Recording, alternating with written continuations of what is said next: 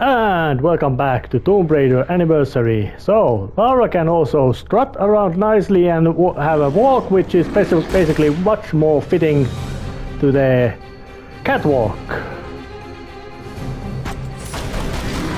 Oh yeah, and the adrenaline dodge is,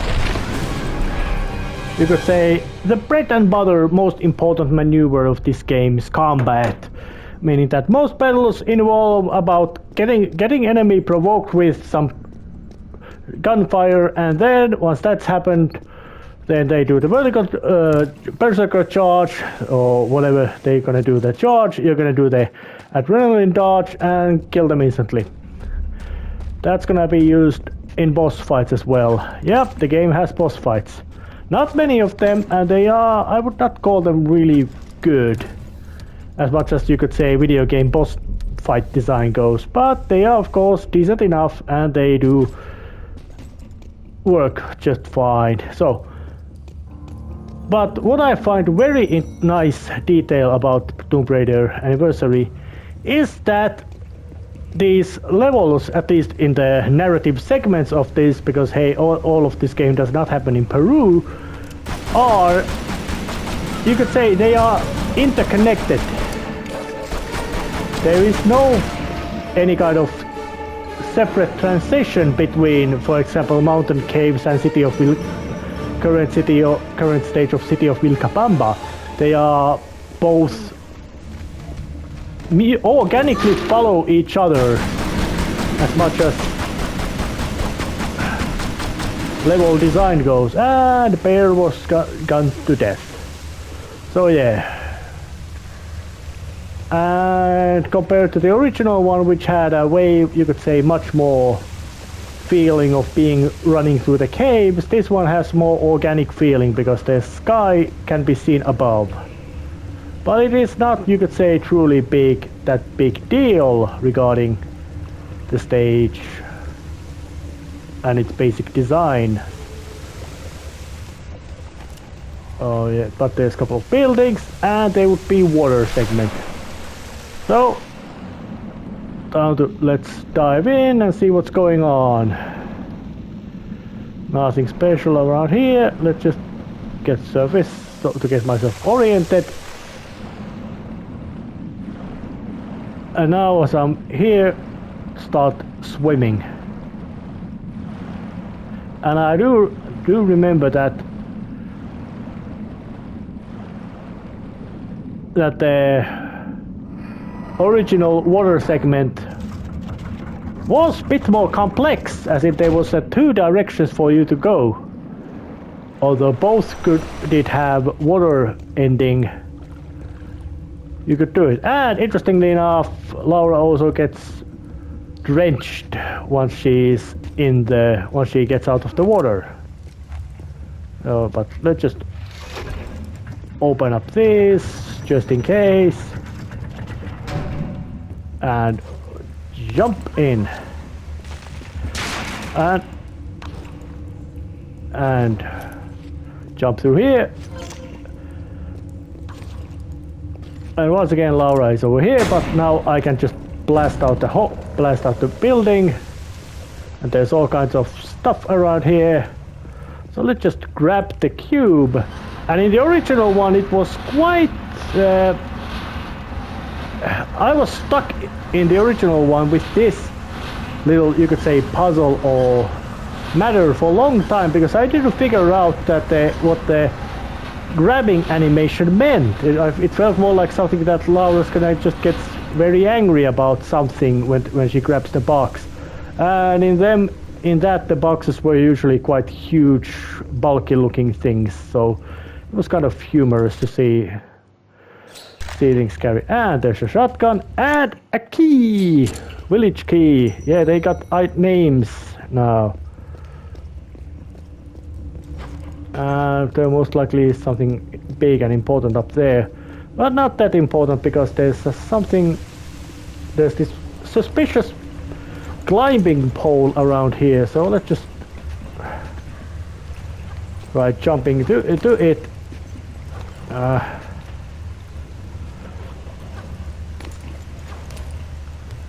Alright, now I got into it. So let's just climb up and see that there's this nice little ledge around here, so just jump it and get attacked by a bat. Damn, they're big and angry around here. Maybe they are like eating British archaeologists. Up, and a big death-defying jump over a painful chasm. And there would be a couple of other death-defying acrobatic jumps to get the artifact. For some reason I like that word, artifact. And now just a small short landing. Yep, thatched roof which held her waist. Real unlikely. And I would say that this stage is still tutorial in sense that it teaches basic maneuvers of the game.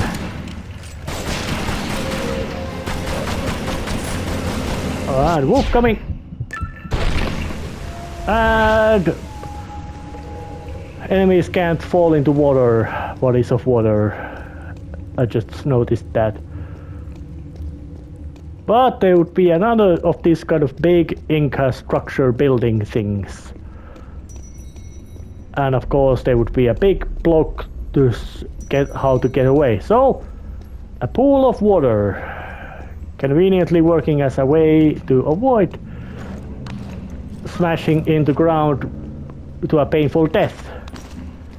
And circling walls, of course, to get through it.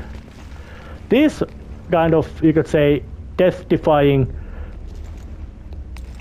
jumps over, or at least in this case, not death-defying, but later they would be death-defying jumps over all kinds of jacket pits, is basically what Tomb Raider is about. There are these big rooms and all that. But I would say that the original one had a bit better game design in sense that it was easier to figure out how are you basically navigating over this location. And still comes the gameplay weirdness design, that how are these mechanical structures, which most likely are hundreds of years old, still completely functional. I would guess that all the dampness, temperature variations and all that would have absolutely broken down all the structures made from the, we could say, organic materials. That kind of big pool, it's gonna let a lot of moisture inside, and of course there would be all kinds of molds and bacteria rotting away the rope. And Incas didn't use metal. Actually, oh, correction, wrong. They did use metal. They were familiar with copper and gold, but they did not use metal tools. But that is not my info. But that way, another bump to the door, and which open up this path.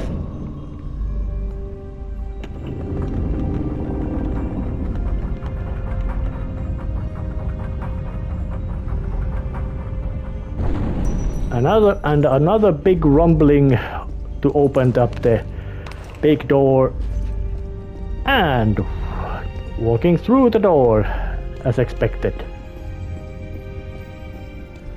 Still forward through all these tunnels.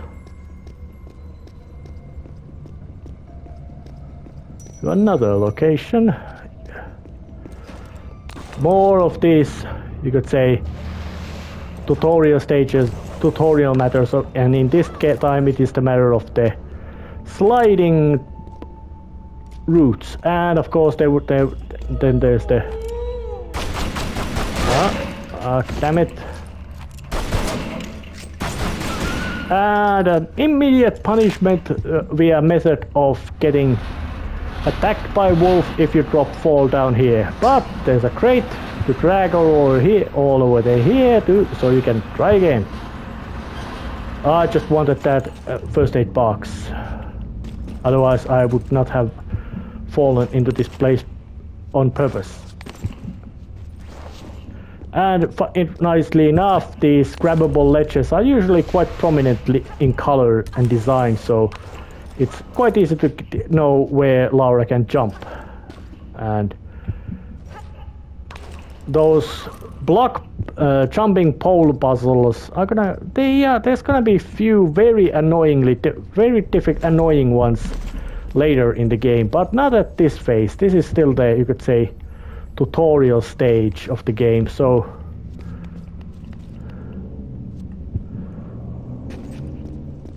there's not much that kind of issue over there. Well, but let's just make use of the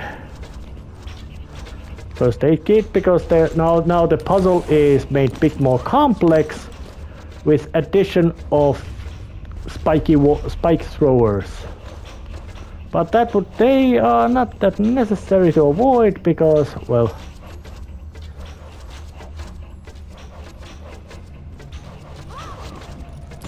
let's just jump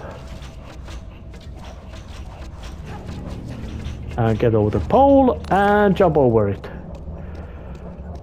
Yeah. Also, you might not want to do any thinking about what would happen in the real life if you would slip that kind of pole jump. It would hurt a lot.